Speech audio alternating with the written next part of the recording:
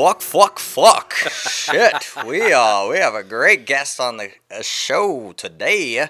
Yes. Riley Shanahan coming back on. Robot man himself. And Exactly. there is a lot of F-bombs. Yeah.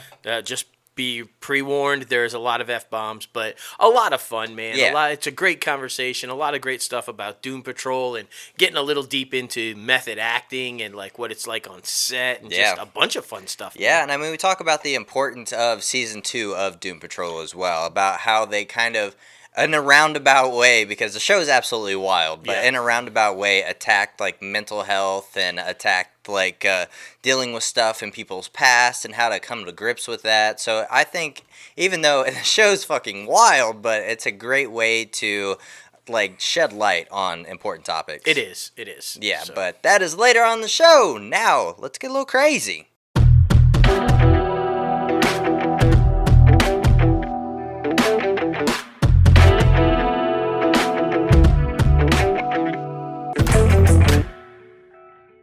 What's up, everybody? Welcome back to another episode of Inside the Crazy Ant Farm. Holy moly, we're on episode 125 this week. That's a huge milestone. That is. That's a big number. Hell 125. Yeah. It's insane.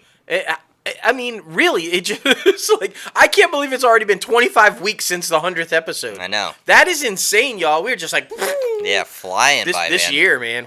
Fucking COVID. I blame COVID completely. It's true. Like, it is just taking everything. But I mean, you know your host with the most, myself, J-Lo Fantastic, and the one and only Mal. What's up? Oh boy, we got a lot to talk about. I'm sure everybody has seen. We teased it on our social media platforms, but I mean, Fresh Prince coming at it from a dramatic standpoint. Yes. We'll be talking about that. Yes. We'll be talking about Warner Media's huge layoffs and what does that mean for DC Universe as well, because, I mean, they're somewhat connected and somewhat not connected. It's a little weird. It's a little It's crazy. We'll talk about it. And just so much more. Nickelodeon, Netflix, Sony, like all this crazy shit, Apple, like, but yeah, we got a lot on this plate. But before we get this thing started, be sure to head over to our website, crazyantmedia.com, where you can start rocking the latest and greatest Crazy Ant Media gear. Without doubt. We have new gear up on our website right now, available to purchase. And of course, if you are watching the YouTube video, you can see the official Crazy Ant Media logo on the shirt. You see the hats, you see the shirts, like I said, and I mean, just everything is amazing. So go high quality, exactly. Good stuff. Be sure to go to the website and start rocking some shit. Yes.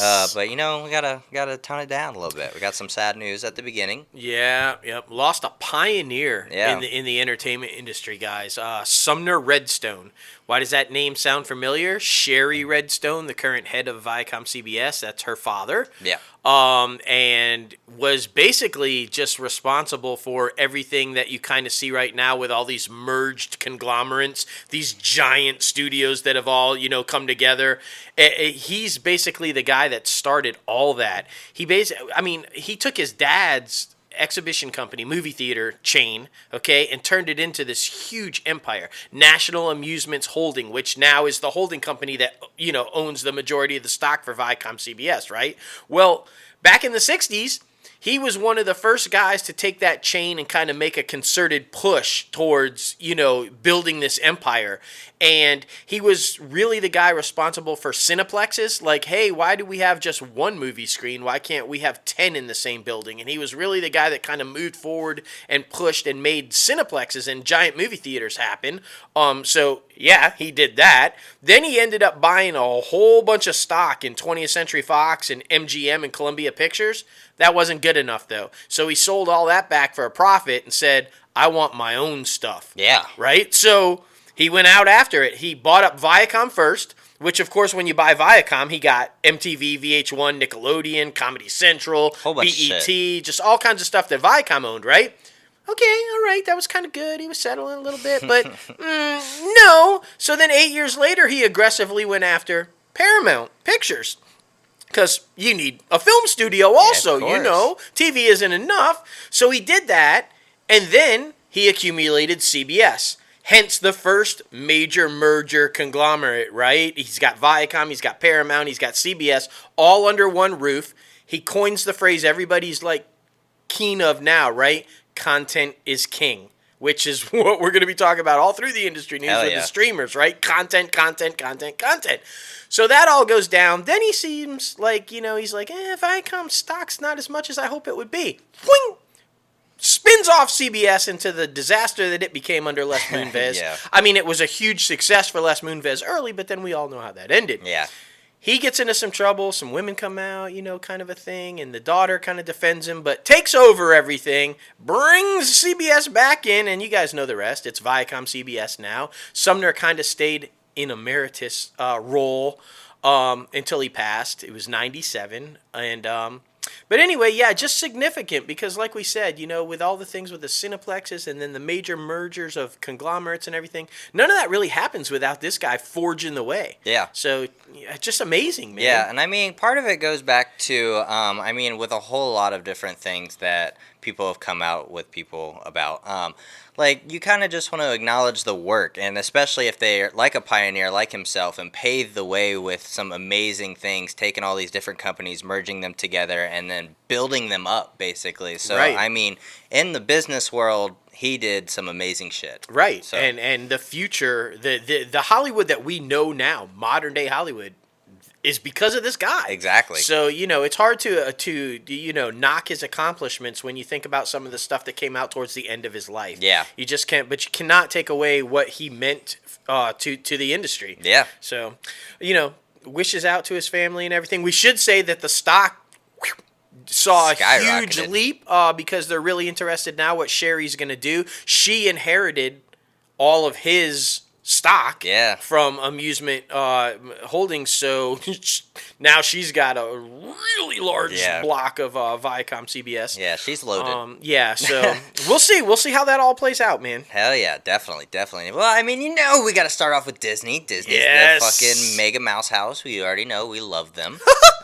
Disney Television Studios is rebranding its trio of studios, completely getting rid of that Fox name. That's right. Just That's cut right. it off. Cut it off. They did it with the film stuff. They right away with the film Yeah. companies, but kind of lingered with the TV. But so. Yeah, exactly. What? So it's going to be 20th Television now, right? That's Something like that? Yeah. That's right.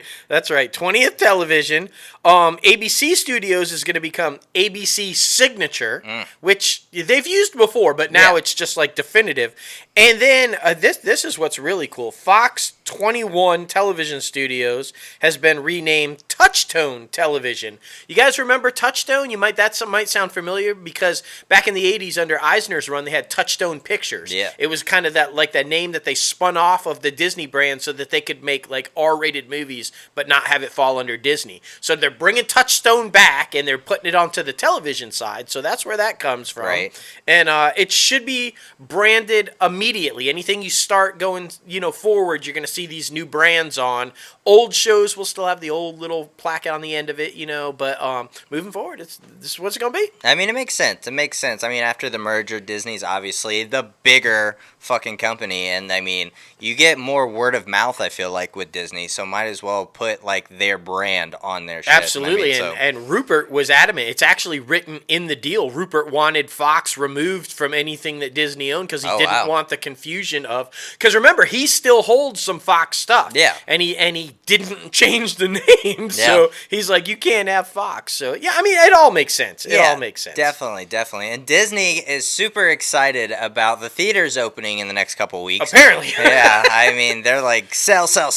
But because a New Mutant is going to be like the first, it was supposed to be Tenet, but apparently New Mutant is going to be the first big film that is going to be available to watch once these open. And so last week they sent out a email to all of the theaters everywhere and saying that please be sure to pre-sale as many tickets as you can for New Mutant so that as many people can go see this movie. Now, this is ironic to me because this is a movie that has been so beleaguered and so beat up and so rumored to like, oh, it needs reshoots or oh, it's this or oh, it's that. And it's been delayed like 572 times. Yeah, at least. So the fact that it's the movie that will now be the first big theatrical release when the U.S. theaters open. It's just ironic. I know. You know? This one couldn't find a release date for like 3 years. Now it's the first one. Yeah, So. I mean, this is a good one to test the market with. Like, I believe this is the perfect one. Like, what we said with Mulan and, like, Black Widow and shit, like,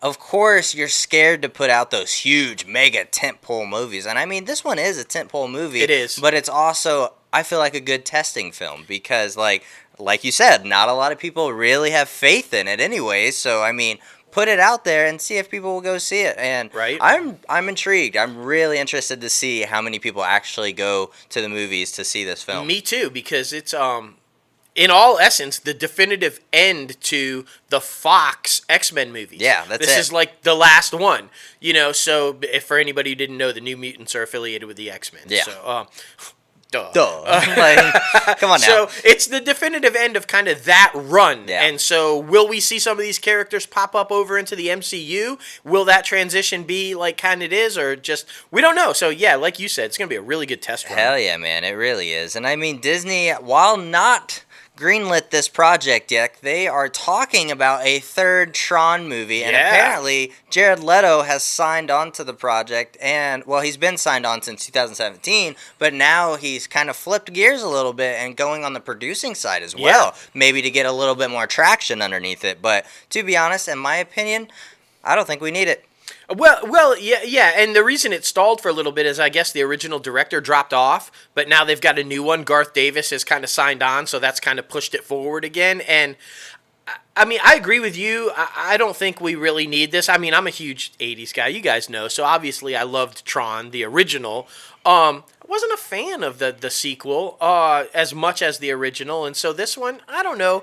But for anybody out there wondering, maybe it'll be okay, because apparently it's going to be a standalone. Interesting. From what we're reading, this will have nothing to do with the first two Tron movies. This is going to be all in its own kind of self-contained storyline. So, I mean, maybe that helps, maybe it doesn't. Right? I don't know. I feel like Jared Leto just really likes these sci-fi, like, out there movies because he was attached to and starred in the new Blade Runner movie as well. That's right. So, I mean, who knows, man? Who knows? I mean, we'll see what happens. We'll see what happens moving forward. It is a developing story, and we will keep on top of it. That is correct. This next one is very interesting, and I don't know if I would go with this casting because it's pretty weird. It's pretty weird. But Zac Efron has signed on to star in the remake of the 1987 comedy 3 Men and a Baby. 3 Men and a Baby. That's right. You heard it right here. That's right. You did not like deceive your ears. That is correct. Yeah. You remember that one? Tom Selleck, Steve Guttenberg, and Ted Danson. Yeah. Remember that back in the day? So good. Well, my question is, which one is Zach playing? You know, which role will he be taking on out of the 3 men? First of all, and then who do we cast around that? Yeah. Like, who are the other two guys?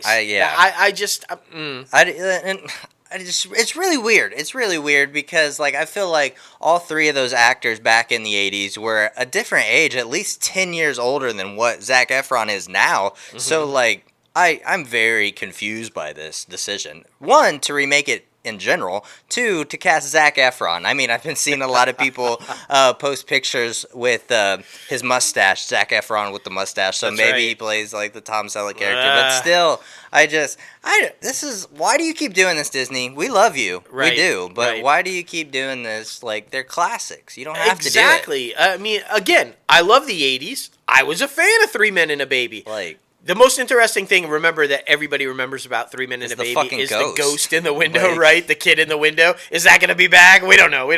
But here's a little piece of advice, and I think J-Lo will agree with me. Disney. Zac Efron as Human Torch in the new Fantastic Four in the MCU. Yeah. Let's just move that direction. Go that You know, way. go that way. There's so much you can utilize Zac Efron for in the Disney world, if you will. No pun intended. But just this one, Yeah, this is completely unnecessary, and in my opinion, it's kind of a cry for help when it comes to original movies for their streaming-based service, because this is coming out on Disney Plus. So, Yes. like we said, like you're doing so well with the television on Disney Plus. You don't need this. You That's right. don't freaking need this. Next one, I'm not surprised by this because the Lego universe has been super huge, like over the Right. past decade, kind of. Yeah. So now Disney announced that the Lego Star Wars Holiday Special will debut on Disney Plus November 17th. I'm not surprised at all, and set after the events of Star Wars Rise of Skywalker. It's going to be a Yes. 45-minute special following Rey and her further investigation on the fourth that launches her and BB-8 across history of the Skywalker saga. It's interesting. Yeah. I wonder if like Rey's character will kind of like flash back to certain events. I would guess so. And then see, they did this before with the original cast, and it was a bit mixed reviews. People were like, "What the fuck is going on?"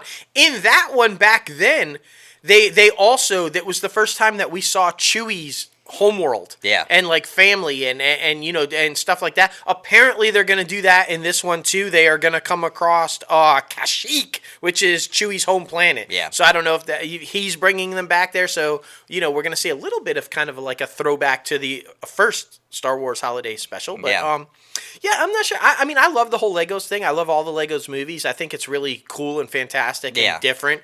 I'm not sure I would have picked the holiday special to make. Yeah, it's very definitely it's based for the children. Yeah, like, there's no way. I mean, if you want to do a Lego Star Wars thing, that'd be badass. Go for but it, just like- like the holidays. Yeah, like you already did the games with the Lego universe. Yeah, so I I mean, just- if you wanted to go forward with that, that'd be kind of cool. But like, yeah, it's an interesting choice. It's an interesting choice. But who are we to say anything? Because like we said, Disney has a plan, and They have a plan. we're always interested to see how their plans turn out. Well, and we know for Disney Plus that plan is Star Wars everything because Yeah. all of the Marvel shows have been delayed. Exactly. So Exactly, and I mean, going to the next one, Yes. Adria Arjona There you go. has been cast in the upcoming Star Wars series Cassian Andor at Disney Plus. She joins previously announced lead Diego Luna and Alan Tudyk, both whom will reprise their roles from the Star Wars film Rogue One. That's so right. interesting. I mean, I know they were talking about doing their own like sequels and shit with the Rogue One series, and so I would, like we said before, the future of Star Wars is definitely in episodic form. So Agreed. I think this is a smart move. I do too, because like you said, there were rumors left and right that they were going to do a sequel to Rogue One, and clearly they have decided to move forward with the Rogue One timeline. Yeah. Just on Disney Plus. Yeah. And I like that though. Her character is being kept secret, under wraps. We No. don't know who she's going to be or who she's not going to be. If you're not familiar with the name, you've seen her for sure. She was in Six Underground most recently, and if you've seen the trailer for Jared Leto's Morbius, the Spider-Man spinoff. That's the chick there. Yeah. She's badass. Yeah. So I mean, I'm excited. I just love this world. We also saw rumors that possibly a young Luke Skywalker is going to be showing up in Mandalorian Yeah. season 2. I really like that the future, like you said, of Star Wars is Disney Plus right now. I Right. love that. Yeah, and I mean it's really interesting too because I'm really freaking. I wonder how they're gonna play that off because they're saying that didn't the Mandalorian take place after like the death of Vader and like everybody like took back and shit, so Luke would already be like kind of established. So I'm really interested in that. And then with this, the story on hand that we're talking about, they died at the end of Rogue One, so this is Right. gonna be like a prequel to that, or did they die? Exactly. Like- I think it's more of a did they die? Yeah. I think that kind of a thing. And yeah, it's a solid point about Luke. I'm wondering if they're going to do it like they did with Mando himself. Is it going to be some sort of a flashback Yeah. to during the Clone Wars with That would make a sense. young Luke? Yeah. Yeah, so I don't know, man. I don't know. I know, right? Everything's so up in the air, but I mean, with Fox, all this crazy shit is happening. They are now launching their first digital short series. The network has given an 8-episode series order to Bucket List Bristow. Yeah, yeah, or Bistro. Bistro. Everybody knows. That's right. Hosted by Kim Possible. All Yeah, right, no, yeah. I'm not even kidding. It's Christy Carlson who voiced Christy Carlson Romano, who voiced Kim Possible on the Kim Possible series. So she's going to be hosting it, which is really just like interesting to me. All these people are coming out with cooking shows. Right. Like it's like, what did you do during quarantine? We all came up with this idea to do cooking shows. It's going to air on Hulu and Fox's YouTube channel. This is specifically being done for YouTube. They have started this Fox's let me get this, Taste of Fox. Oh. So they're going to be doing these like food specials on their YouTube channel. And that's what this is specifically for. I don't want to eat a fox. No. I'm just saying. I don't want to do it. But it's always interesting, though, because, I mean, we're talking about the streaming services and everything, but YouTube's up there. I mean, YouTube Premium didn't go over too well. I mean, obviously, we saw that with Cobra Kai moving to Netflix, but all these content creators can put their stuff on their own specific YouTube channel, and people will tune in. Yeah, I feel like these little short digital hits are like exactly what YouTube needs. Yeah. Clearly, like you said, nobody wanted to see the long form stuff, but these short little, and who knows how long these segments will be, maybe like 8-minute cooking segment, whatever. But we should say that there's going to be guests and some other stuff from MasterChef and Hell's Kitchen and stuff like that involved with it too. So the other Fox cooking shows. So I hope Gordon Ramsay shows up. Oh yeah. And just badass. rips Kim Possible apart. What the fuck is this? Hey. Is this naked mole rat? What the fuck? You're not supposed to cook naked mole rat. Like, I don't know. That's my friend. That's Rufus. What are you doing? Oh my goodness. That went woo. Yeah, okay. All right. But this next one's interesting. Lionsgate has sold domestic right to Sarah Paulson's thriller Run to stream on Hulu specifically. Yep. The film has been set for May 8th, but I mean, everybody knows with the pandemic going on, everybody was trying to figure out what to do with their films. So I'm happy to see, because we're getting a lot of like news about Amazon getting all these VOD shit. Right. And I mean, Netflix got some, but I'm happy to see that Hulu is also getting some, because in my opinion, I think Hulu is doing the best out of all of the streaming services right now. Yeah, and it's interesting because Disney was selling off a lot of Fox films that were complete. In fact, we talk about that a little later in the industry news. So the fact that they were selling so many completed films off, it's nice, like you said, to see them actually get one. Exactly. And put it on Hulu. And who doesn't love Sarah Paulson? Yeah, right. I mean, have you guys seen that Ratchet for like, woo, this woman knows horror, okay? Yeah. American Horror Story and then Ratchet. And so if this is a horror film and it's Sarah Paulson, it's going to do huge I'm so on Hulu. excited about that series, man. Oh, it looks man. fucking crazy. Me too. It makes me want to go back and watch One Flew Over the Cuckoo's Nest. Right.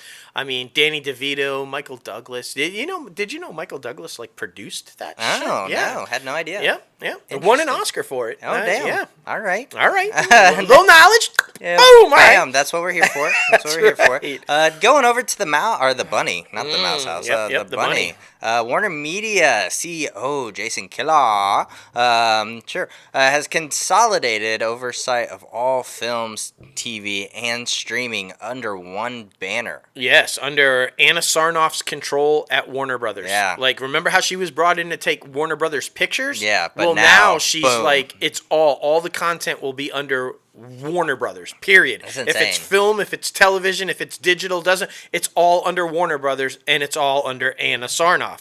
Which, I mean, I love this move. You know. He was brought in for a reason, and that was to clean house, consolidate, do what he had to do to get shit back in order. Yeah. Because, I mean, Warner Media was kind of like... There was a lot. There was a lot of different branches. It was definitely like a fucking 18-leg octopus or some shit. It like, was. There was so many fucking branches. And we talked about it. When AT&T first bought it over, I mean, there were people in charge of the entertainment divisions that had no business running entertainment divisions. Hence, John Kyler being brought in. And now he's bringing people in that know what they're doing. He's bringing people in that know how to manage entertainment. Yeah. And while this sucks, though, because apparently, you know, a lot of layoffs are going to be happening. So I don't even know. The restructuring also includes an expanded responsibility for HBO Max's Andy Forsyth, who's now going to be leading a newly created HBO Max operating business, and HBO's Casey Bloss, who will oversee original content for HBO Max and all of its linear television networks like TNT, TBS, True TV. They're all going to report to Sarnoff. See, I'm excited, but I'm also worried because that's a lot of responsibility. And I mean, I don't want to feel like one of the things are lacking because they're focusing so heavily on another one. Well, I'll tell you what, and she's a student of So, she's coming from that area, like very much like Alan Horn at Disney. Yeah. Right? She's worked in the past, and so Alan, he's Walt Disney Studios, right? And then you have all these other, like Lucasfilm and Marvel and Pixar, that all fall under Alan. And so he's the one in charge of all that, but then they all do their thing. I'm hoping that's what Sarnoff does. Yeah. I'm hoping that she's like, okay, I'm in charge of all this, but I'm going to get my lieutenants lined up. Exactly. And they're going to, like, do what they need to do to keep these things. So I'm hoping that's the way it goes. Yeah, but I mean, like you said, massive layoffs have begun at Warner Media. I mean, some huge number of people.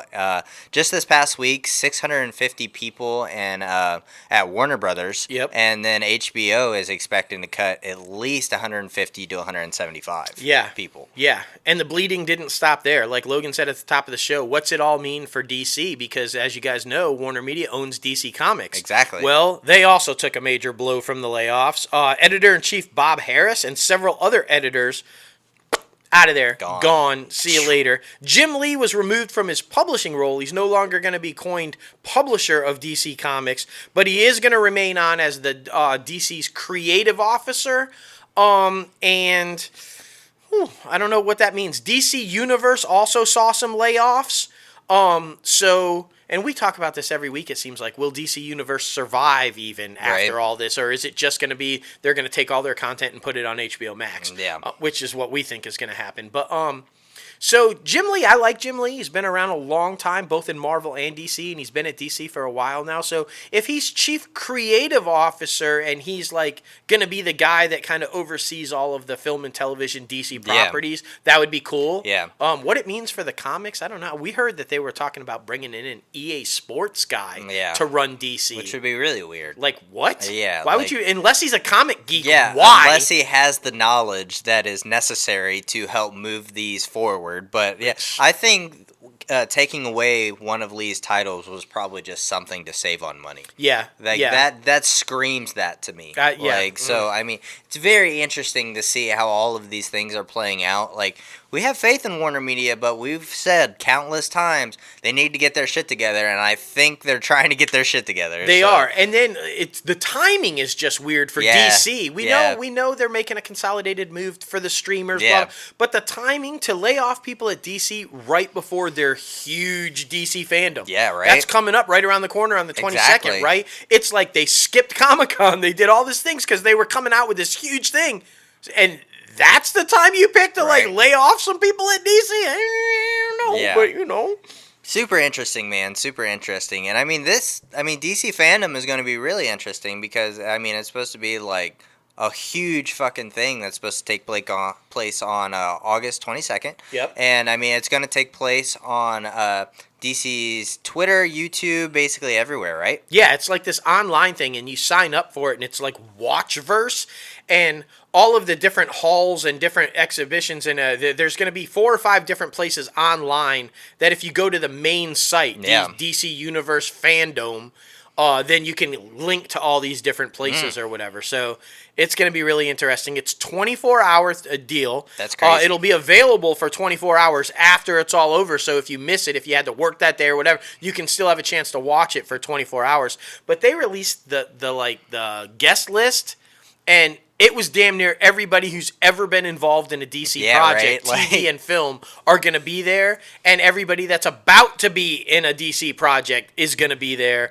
I think that's very smart, though, because like we said, I mean, them skipping Comic-Con altogether, that was a huge thing, just like Marvel. So, I mean, they got to bring their A game and at least have all these panels ready to go, because if they don't want it. They saw Comic-Con was a bust. Yeah. They don't want their thing to be a bust. Well, they're kicking it off at 10 a.m. that day with Wonder Woman. Right. So like, Gal Gadot, Patty Jenkins, all the stars. I mean, that's a hell of a way to kick it off. Right. Then you're going to get Shazam. You're going to get Zack Snyder's Justice League. You're going to get Black Adam. Finally, we're going to see The Rock's Black Adam, something to do with that. And the DC Universe TV side, the Arrowverse, they're all there. Our buddy Riley, guest today. He's going to be there at Fandom. I mean, it's going to be unreal. Over 100 hours worth of content packed into this 24-hour time frame, which is just going to be insane. Yeah, right. I mean, like, comic geeks are going to be like, this is the one that they wish they had seen at Comic-Con, which is now going to be like, like huge, blown up. But I mean, and no, by no surprise, with all this information coming out about DC fandom and everything like that, they did announce the Shazam sequel is apparently set production to begin of spring 2021. Yes, and they're trying to keep to that release date of November 4th of 2022. Yep. So I'm excited about that. Hopefully, that has more to do with the family. I hope so. Yeah. I mean, that's what it looked like. And the big question is will Cavill's Superman appear? Right. Remember, he supposedly teased signed, it, yeah. for like these cameos or whatever and all that. And then the only other thing I'm looking for DC fandom is will there be a throwdown with Jeff Johns and Fisher? Right. Because I mean, I guess Jeff Johns, you either love him or hate him. Yeah. Everybody praises him on the TV side, but Yeah. boy, on the film side, they don't like him. No, not So, at all. I don't know. That we'll be keeping an eye on that. We're gonna take a look at that. Just kind of. Hell yeah. I know you're excited about this next one because you're a huge George Carlin fan. Yes! And Judd Apatow, just an epic creator in himself, he is teaming up with HBO on a 2-part documentary about the late George Carlin. George Carlin, It's insane. in my opinion, maybe hands down the single best comedian ever. Yeah. I know that's a bold statement. It Robin is. Williams is right there. But the clarity and the foresight to which George Carlin had, if you go back and watch his old stuff, even all the way back to like the 60s on, that man was calling shit that is happening today. He knew what was going down, okay? He called the whole pandemic shit. Just like everything, it was just so there.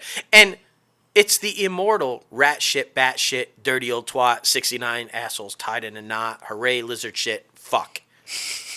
How is that not epic? Or like the things you can't say on television, the 5 words you can't say on television, and just the hippy dippy weatherman, and just so much stuff. This documentary is going to be epic. Yeah, I'm super excited about it, and especially like to learn more about him. And this is crazy. From the Tonight Show, he's appeared on the Tonight Show more than 130 times. Yeah, that's fucking insane. It's just brilliant. The man was insanely brilliant. Yeah, honestly. If you guys aren't familiar with it, go back, watch some of his comedy routines, and then tune in for this documentary because it's going to kick ass. Yeah, definitely.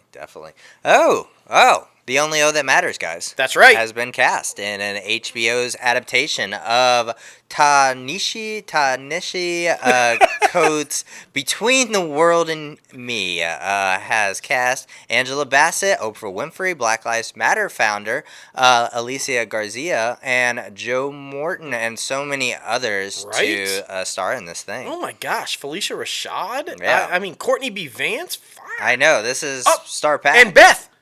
Susan Kalashiwan. yeah. Watson. She's going to be there. So, yeah. Whoo. Yeah. Shit, that's bringing some power together right there. Exactly. Now, this was a stage show originally at the Apollo Theater. So, and I guess it's going to be that kind of same way. These people are going to be reading stuff, little quotes or sections from Coates' book. And, you know, they're going to be incorporating some songs and stuff and live footage from the documentary that was shot about That's this. awesome. So, yeah, that's going to be epic. Yeah, and I mean, it's going to be a huge, like, historical piece and, like, a teaching piece as well. I mean, we talk about that all the time, how, like, we just need to lend a hand and teach people sometimes, even in the form of entertainment, because that seems to be the most, like, valuable watched way right now. So, I mean, if you put it in entertainment, people are going to watch it. Yeah. I mean, especially when you're stuck at home. Yeah. I mean, that's how you get your message out right now. Exactly. For sure. Exactly. Well, now going over to Viacom CBS, this next one's pretty interesting. CBS's NCIS and NCIS Los Angeles have been assigned tentative dates to start production on their upcoming seasons. My mom is thrilled about this. Yeah. Like, are you guys missing NCIS? She is. She's She like is. jonesing. So the idea that they're starting to film again. Woo!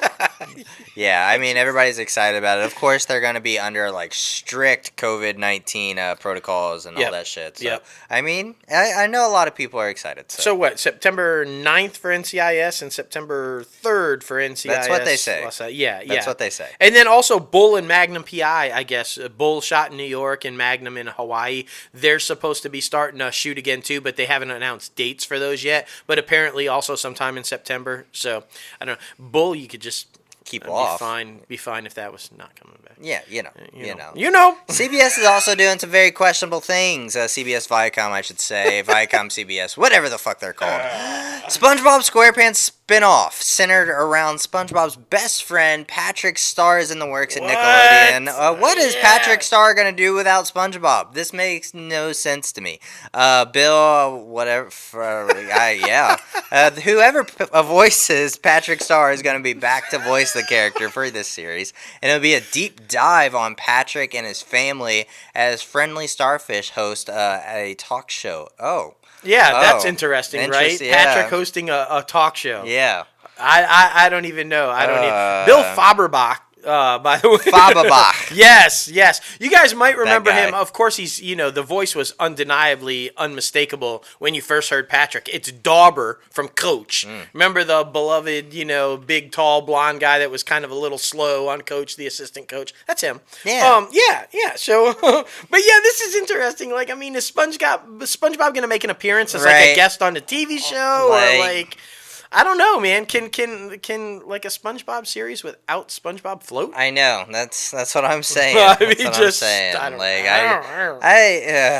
I feel like they're beating a dead horse, man. Come up with new content. And then what? They've got the other one too, the Camp Coral. So Yeah, there's like another like the prequel shit, Yeah, like, what? Very interesting, man. Very interesting. NBC Universal going through some shit this week. They are. Oh man, they have removed entertainment chairman Paul DeLegge amid That's right. Is it? Yeah, Telegdi. Telegdi. Yes. Yeah, that guy, yeah. douchebag. That's right. Amid pending investigations into claims of workplace harassment, the company has also announced a sweeping change of its leadership ranks across all of NBC properties and cable networks. So, The same thing. It's they're all moving towards that consolidation towards the streaming. Yeah. It's all about the streaming. But good. Telegdi. I mean, I don't know workplace harassment, if it's true or not. We have no idea to know that, and we're just going to follow that story and everything. But what we do know is that you didn't save Council of Dads. yeah, so fuck you. So, no heart loss there. I mean, I'm sorry. Just like, boop, we're okay with that. Deuces. Is that how we should base it? It's like, yeah. well, look, maybe you were a nice guy, maybe you weren't, but you didn't save Council, so Exactly. Not sad about it. Not sad. Some exciting stuff. Will and Jada Pinkett Smith. Here it is. Westbrook Studios and Universal Television are teaming up with filmmaker Morgan Cooper to make a dark reboot of Fresh Prince of Bel-Air. It'll be an hour-long base series on, obviously, the popular show.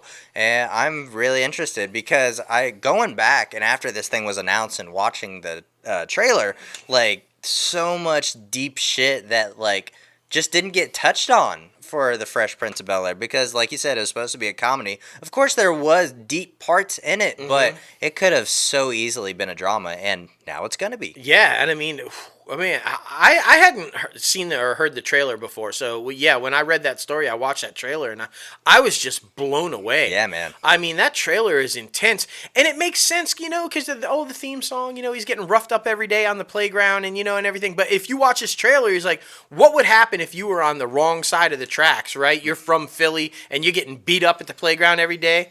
You carry a gun. Exactly. Will's carrying a gun and gets arrested in this trailer. That's the kind of storyline that they're going to be delving into, Exactly. And it just looks fantastic. Yeah, I'm super excited. If you're going to to do a reboot, this is the way to do it. And then plus so. on top of that, like there seems to be tension between his cousins and him. Like, I mean, Yeah. Carlton's not as welcoming as he was in No. freaking Fresh Prince. So. Or Uncle Phil. No, yeah. Uncle Phil's like, I'm the not your law." uncle, I'm the law. There ain't no butler here to take care of you. So no Jeffrey? Yeah, Not right?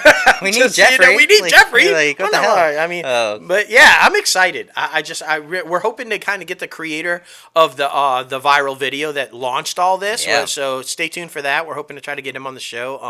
I'm excited. We'll just keep following that one for sure. Agreed. And Seth MacFarlane has know been you're pumped. hugely busy since he made that deal with NBC Universal, leaving his longtime affiliate with Fox after the Disney merger, which makes sense. But he is developing a limited series called The Wind of War, based on Herman Yoch's novel Wind of War and War and Remittance. It's been described as a telling epic story of one American family's voyage across the continents and across the years spanning of the Second World War. Yeah, that's deep for Seth MacFarlane, deep as right? fuck, like, yeah. I mean, what? Yeah, I'm excited. I'm excited because I mean everybody associates him with just like comedy and animation And like, like his homage to Star Trek. So I mean, yeah. yeah, I'm super excited to see this new approach from him. So he's Me brilliant. too. He's brilliant. And rightfully so. Now we're gonna get to see it because I'm sure this guy can do drama. Oh, yeah. You know, I mean, you can't be that brilliant and not pull it off. Exactly. So, Milo's long in development show is finally gonna see light. Finally, this man. That's right. So good. NBC has put into development General's Row. Apparently, this is going to be a military drama from writer Jason Wilborn, Council of Dads. Council of fucking Dads. Yeah, because he needed something to do now. Milo Ventimiglia and Russ Cundiff's company, Divide Pictures. So, yeah, it revolves around, I guess, a trailblazing female general who ends up on the Joint Chiefs of Staff. That's awesome. So that's going to be badass, yeah, right? And I feel like we need more military content, I feel like, because I feel like sometimes they fall on either side of the aisle where you're like, you don't really support the military or like you're full force supporting the military. But if we get more backstory and like have entertainment content, because that's the only, like we said earlier, that's the only way sometimes people pay attention. So if we can put ourselves in these soldiers' shoes or in these commanders' shoes, we can see where they're coming from and kind of identify and relate to the stories that they are going through. Exactly. And especially this one looks like maybe she's a mother and a wife. And so she's trying to deal with the balancing of motherhood and being a wife and family. And then the responsibility of being a Joint Chief, going down in the Pentagon. It looks like it's going to address that, and I mean that's going to be epic. It's going to be awesome. I'm super excited, super excited. Well, you guys know that I love Leonardo DiCaprio. That's my new rap. But he just signed another first look deal, guys. That's Everybody right. knows he signed the first look deal for television with Apple, and now he signed a first look television with. Our first look film deal with Sony. So it really looks like in the next couple of years, this man is going to take a step back and focus more on behind the camera. Because what if Scorsese's just been grooming him the whole time to be the next like big film director? I mean, it could possibly be, and it's a smart move to affiliate yourself with a studio that's long been in your corner. Yeah. Once Upon a Time in Hollywood. Exactly. Sony Film. So it only makes sense. And then he kind of did the same thing with Apple. I mean, remember Apple was the exhibitor that released his documentaries that he's been working on. So it only made sense that he did the television deal there. So yeah, I agree with you though. I think Leo's moving behind the camera. Well, remember he's producing with Millie Bobby Brown and there's so many different things that he's doing in projects that Millie Bobby, right? She's everywhere. Leo and Jason Bateman and all these people that she's going to be working with. Jeez, man. Yeah, she's a freaking huge up and comer. She might be the youngest director ever. I mean, calling it now, calling it here first. And she may be the protege that like Leo was to Scorsese. That'd be badass. Wow. Yeah. Wow. Continuing We're getting deep, right? Yeah, seriously. But this next thing was super exciting, and I really wish we could have attended, but it's already sold out. It's already sold out. Sony's Pictures will be hosting a high-end dual big screen drive-in experience in its Culver City, California lot. So super. It's starting historical, today, guys. It's historical. Today, but you can't go. No, because it's sold out. And it's on the Irving Thalberg parking lot. Irving Thalberg, the Golden Boy, the Wonder Boy. And did you see the films that they're going to be doing here? Like Baby Driver, Bad Boys for Life, Bloodshot, Ghostbusters, Jumanji, Men in Black, Once Upon a Time in Hollywood, Spider-Man Home. Who wouldn't want to go see all these films? What the hell? You've been cooped up inside all this time. Now you say you can go to a drive-in and see those films? Exactly. Huge, man. That's so fucking huge. Sold out. So sad. So if you didn't get your tickets, you can't go see them. But right? Exactly. Well, it looks like Netflix has been making a lot of headway with the upcoming phase, I should say, because this story definitely goes in phases.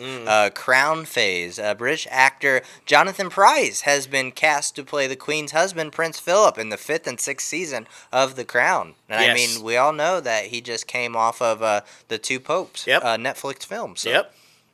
Apparently he likes this royal stuff, right? And Netflix likes him, right?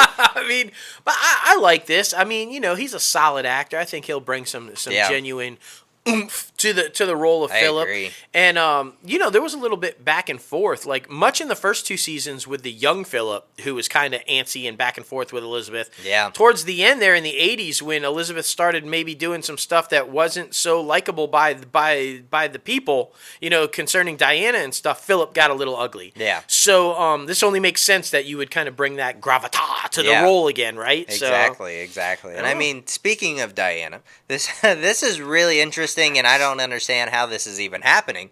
But apparently, Diana is going to be a musical. Yes. Based on the Wales Princess. Yes. Okay.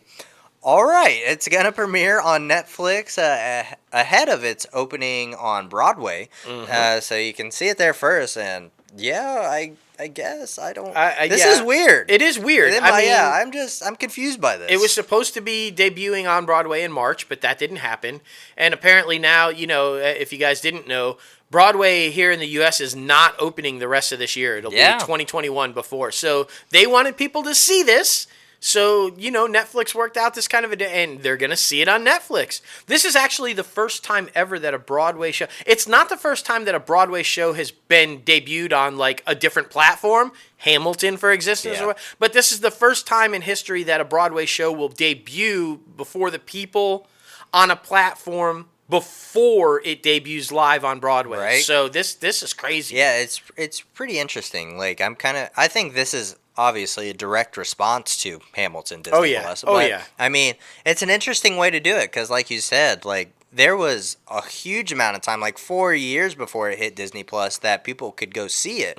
So now, like with nobody actually seeing it first, like in person, and then releasing on the streaming service, it's an interesting thing. I don't know. It is. I don't know how well that's gonna do. It might help the theatrical performance, live action, or it might like hurt it. Like if people don't like it on Netflix, people aren't gonna go see it in the theater. So I'm just not sure. I need a Diana the musical. Oh yeah, the story is by far like I don't need to see it. It's a pretty tragic story when you really think about it. A woman forced into a marriage she didn't want to be in, and then inevitably dies from it. Like at the end, I don't know. I mean, it's gonna be a tragic. Dude, it's weird. It's weird.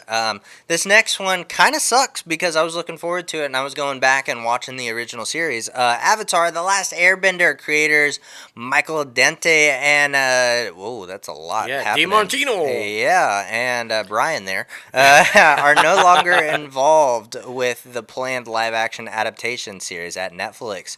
It says the series is still moving forward at Netflix with Nickelodeon, but I'm a little worried about it just because like those are your guys right there. Yeah, those are the creators. And so. apparently there was some sort of a throwdown. Yeah, creative differences or whatever the cause was. But I mean, it's always risky when you move forward with some content and the creators. Remember the last few seasons of Gilmore Girls when the Palandinos weren't there? Yeah. That's the first thing that comes to my mind. Yeah. Like when the creators step away, it's just not the same. Yeah. So I don't know. I feel like their worry was they didn't want to have another M. Night Shyamalan catastrophe with that one because that one was pretty rough.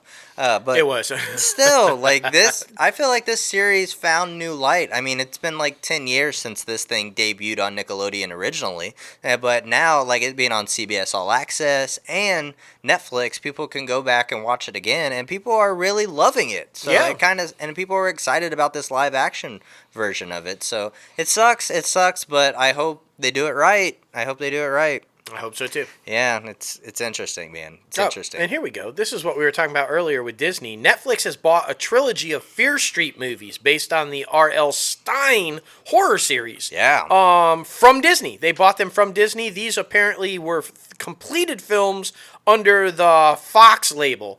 And Disney, I guess, didn't want to move forward with them. And the former head of the Fox division that made these films signed a deal with Netflix. So I guess Disney just figured, okay, well, let's just sell them off, give them back to them. So there you go. Disney absorbed the Fox feature assets after the merger, and they've been selling them off left and right. Yeah. Netflix is the benefactor. It's really interesting because, like, when you think about old Hollywood and new Hollywood streaming, Netflix and Disney are the ones you think about. They're the ones that are competing the most. So for them to like kind of work together for a project, or at least to get a project seen, is kind of weird to me, honestly, because like I said, they pay attention to each other. They do. Like It's a chess match between the two of them, I Yeah. think. Like, whenever one makes a move, the other one kind of contemplates and goes, okay, well, we're going to do Yeah. this and that. And they continuously keep cherry-picking Yeah. people, everybody's people, so... Yeah, because I mean, thinking about old Hollywood and things like that, like old studio systems, I should say. I mean, of course, you think about Disney and Warner Media, but I think Warner Media is so focused on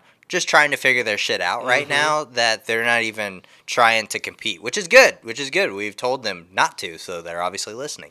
But right now, with everything evolving around streaming, like, yeah, these two are the huge juggernauts that I feel like are battling it out. And like I Without said, doubt, just to kind of like clarify that, Hamilton had more people tune in and watch it than all of Netflix's original programming in that month. Exactly. All combined, more people watched Hamilton that month when it debuted. So there you go. I mean, that's a constant battle. So Yeah. I don't know, man. I don't know. I know. It's really interesting. Really interesting. Whoa. Amazon has faith in Jason Blumhouse. Yes. Bloom, I should say. but they're giving Blumhouse Productions 4 brand new horror movies set to premiere on Amazon Prime in the fall. Yeah. Damn. 4. Like, I mean, this man hasn't been doing pretty well recently. I mean, his theatrical releases kind of sucked. I'm not gonna really, lie. he's had like one in the last several that have. Invisible Man did okay with Elizabeth Moss, but I think it only did well because the pandemic kind of gave it an extra VOD. So would have it done well in the theaters?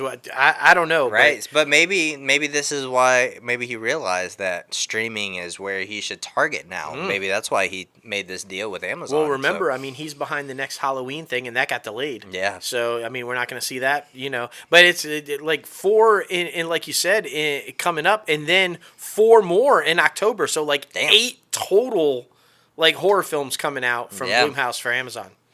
All right, let's see what you got, man. You still got it? You still got that magic? Right? I mean, right? We all still, I feel like horror, definitely. I mean, there's a lot of comedy and a lot of, like, drama right now, but there's not a lot of good horror. And, I mean, there for a while, you were that guy.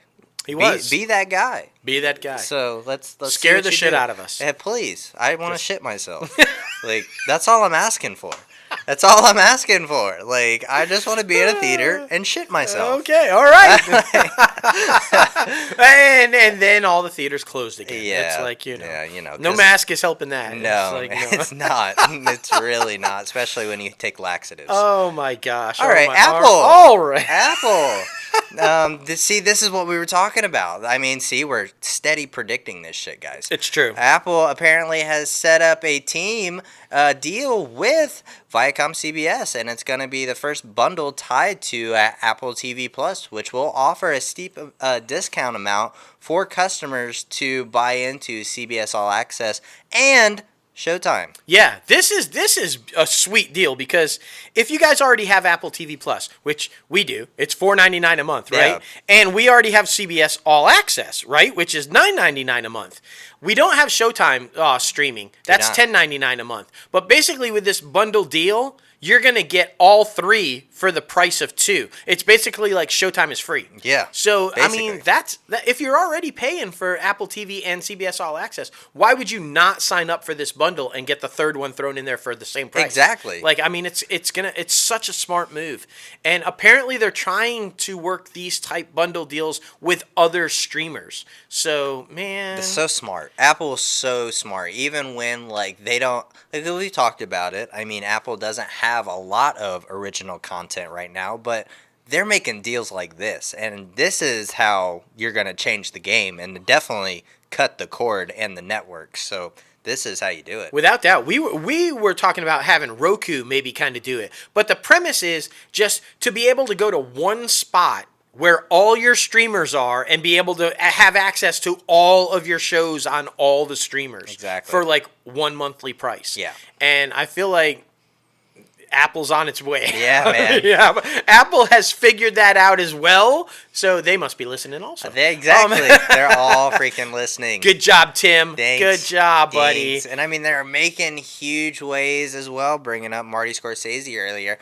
He just signed a first look television and film deal with Apple with his production banner. Thank you, Netflix. Yeah, thank you, Netflix, for making The Irishman, but I'm heading over to Apple. I'm going where they got some money. Yeah, like, it makes sense, though. It makes sense. I mean, this man is so super creative. And storytellers, A24. The Apple and A24 have a thing as well. So, I mean, that is definitely the indie picture production company right now. So, I mean, it makes sense. He probably wants to work with them, too.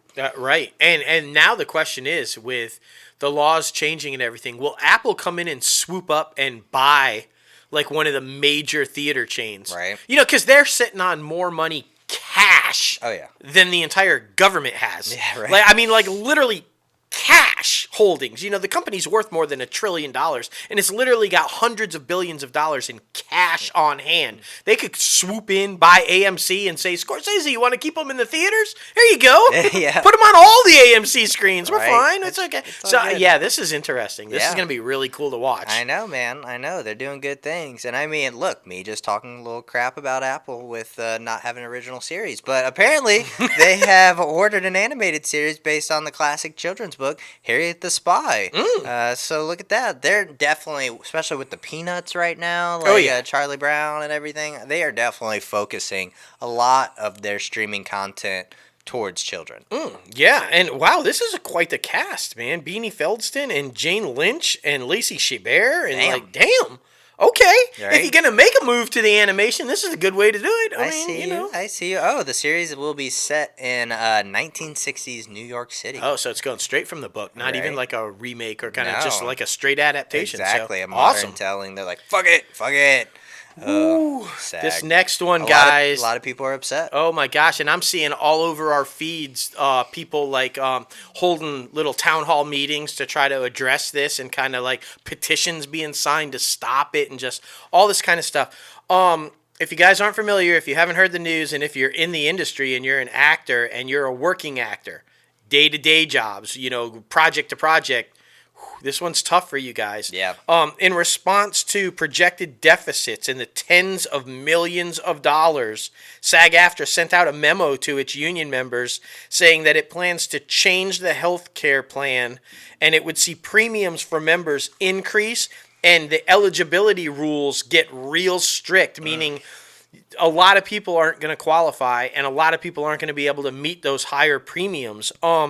Just for example, one of the changes is if you're an actor and you're married and your spouse is not in the industry, not a member of SAG, but they have another job that offers insurance, they won't be allowed to be on your insurance for SAG. They'll have to get it from their other place of employment. That's insane. So, yeah, I mean, this is going to affect a lot of people. Yeah. I'm not sure this is a good move.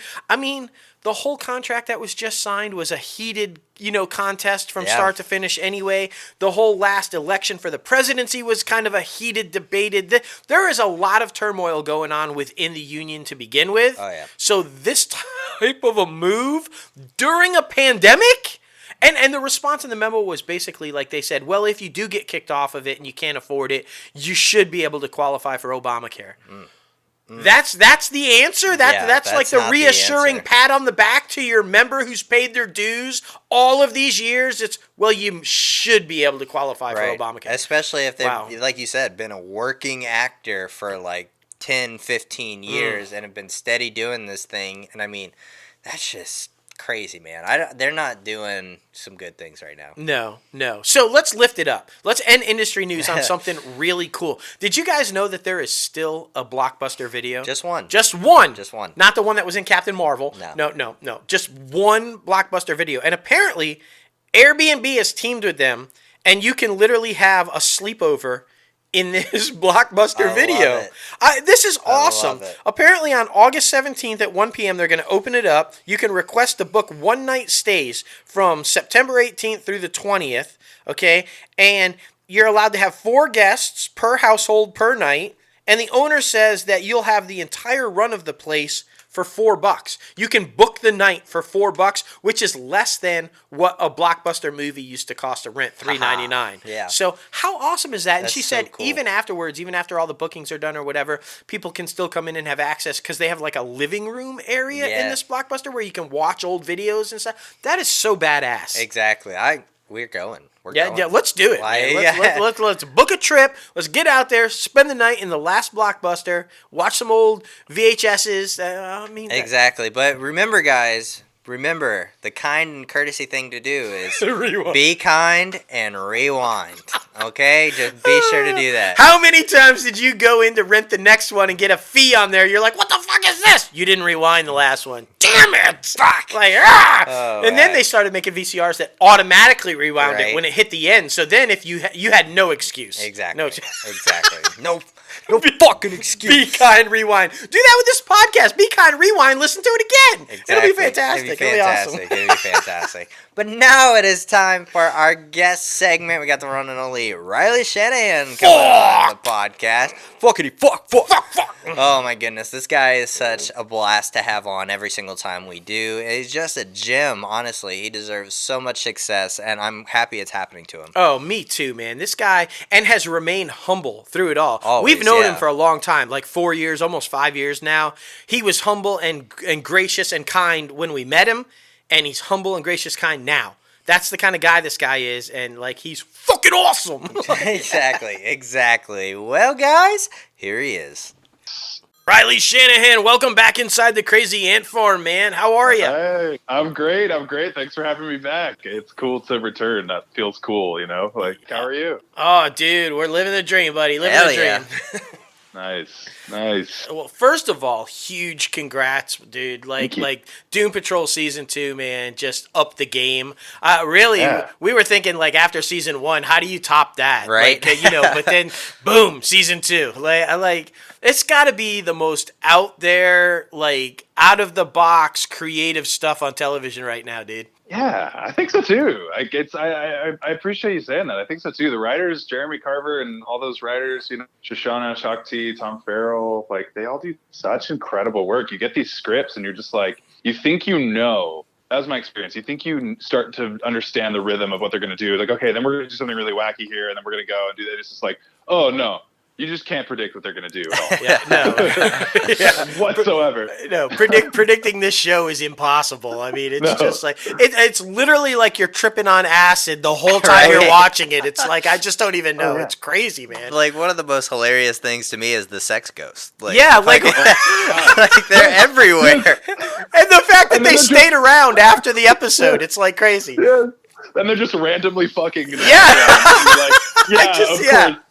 Course. And I mean, oh my gosh, dude. Yeah, we're gonna get into all of that craziness because, but that's what I really like though. You have things such as random as fucking ghosts, and having sex, and then the deep topics that this season actually dove into, man, because I feel like with Dorothy's arrival and everything that was going on, I mean, it gets really deep into mental health and dealing with people's pasts and trying to find, your place in the world as to who you are based on where you've come from and all the relationship building. I mean, they dove deep into the characters this season, man. Yeah, absolutely. It's a pleasure to do because it's funny. Like, it's like, oh, it's a superhero show, right? Is how you want to describe it. And then you're like, well, not really. It's like, it's a psychological, comedy drama fantasy story about these and like, how do we even begin to talk about it, on these podcasts for people who don't know? It's like,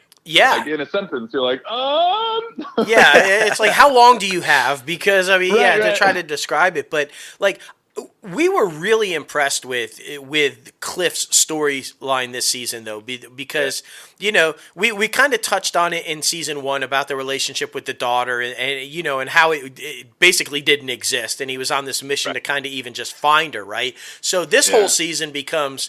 He feels like he's failed at reconnecting with her, but turns out he didn't fail at reconnecting with her. And then it comes down to Niles and the hatred that he's built, I guess, now over this period of time towards Niles for denying him that relationship. Talk about that a little bit and how that went down, man. Right. I mean, I always get so nervous when things are going well for your character. Right. It's just like it's gonna go up in order to come down. It seems to be a rhythm. I couldn't say because I'm not a part of whatever's happening over there in that crazy, wonderful writer's room. But yeah, I mean, there's so much hatred for Niles. I think for Cliff discovering, what he did and how it was all intentional and how he kept his daughter, he kept his life from him. I think that for me, a lot of the season with those scenes with Tim, which just side note, it was such a pleasure to be able to work with Tim Dalton. He's just such a mensch and such a good actor and a nice guy. And it was just, I got to yell at him a lot. But it was great because it was like yelling at him. But then I was like, okay, how do you play different shades of anger or rage towards this person, right? Because it's like, and I sort of likened it to like a flame. So, sometimes he's angry in this kind of like, the orange red flame at the top of like a bonfire. And then sometimes he's got this blue heat for Niles. And he's like, you fucking, you know what I mean? Yeah. So it was fun to play. Like really, I probably drank more coffee this season because it was just like, had to be really like, energetic in that season. Up, yeah. Right. With like Dorothy played by Abby, who's such a marvelous addition. Like, it was like, oh, okay. Like that was the whole thing. It's like, okay, so you get to have that, and what about me? Exactly. And then the dilemma for Cliff, because he has such this hatred for Niles now, but he's still Cliff, and so he still feels like this obligation he can't blame Dorothy. He's got to take care of Dorothy still, because it's not Dorothy's fault, it's Niles, So this whole dilemma of trying to do the right thing by Dorothy but still hating her dad, it's just the whole storyline was just intense. Yeah, there's a knee-jerk to like paternalism for Cliff. Like he just wants to, like we do the fuck-a-meter and he curses a lot and he's like a fucking asshole. But like, truthfully, underneath it all, he's I think he's so tender and really, really gives a shit about these people and still really gives a shit about Niles too. Yeah. Niles is like his dad. And so there's this thing where it's like, okay, I'm still going to go and try to get this continuinium shit for you. In Dr. Time's like amazing, roller rink. Dude, like the sets are just insane. Like the roller rink thing, and just like when you're shot out into space and shit, and just like, I mean, everything is just crazy.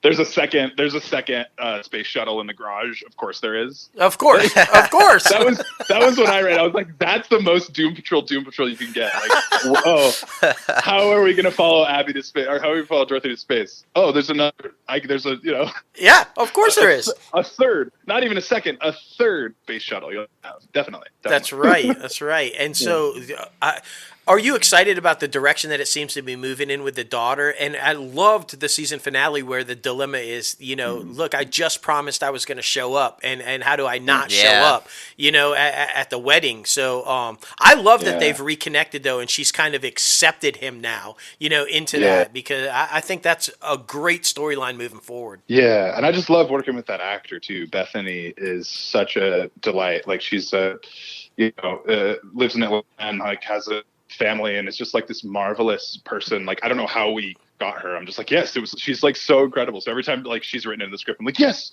I get to work with Bethany. Because also for Cliff, it's satisfying to, when he just toured her around. And that's what I was talking about. When you get good things for the character, you're like, oh my God, yes. Because you feel like you are that person. There's a thin barrier sometimes between self and character, right? And so it's like, oh my God, yeah, not that I'm doing method acting for this. I had a joke about that where I'm like, I want to do like a short film Robot Man, like making fun of myself being like, I'm method acting for this job. Like, that would be epic. I need you to glue metal on my body. Right.